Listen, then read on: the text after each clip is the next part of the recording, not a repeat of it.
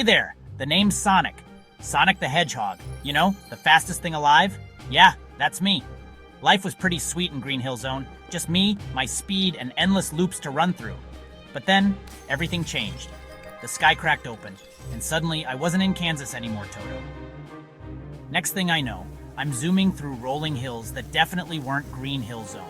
And that's when I saw him, the egg-shaped menace himself, Dr. Robotnik.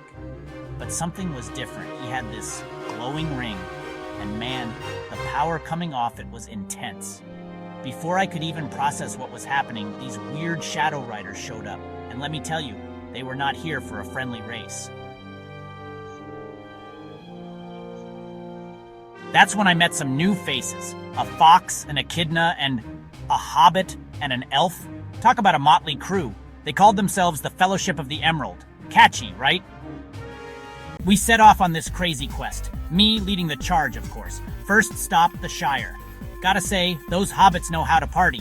But we couldn't stay long. Robotnik's robotic orcs were hot on our trail. We raced through Rivendell. Man, those elves can build some sweet loop-de-loops. Then it was off to the mines of Moria. Let me tell you, cave running is not my forte. We barely escaped a Balrog. Talk about turning up the heat. We chased them across the plains of Rohan. Gotta admit, those Rohirrim horses gave me a run for my money. Finally, we reached Mordor. Talk about your fixer-upper opportunities. It all came down to this epic showdown at a place called Mount Doom. Cheery name, huh?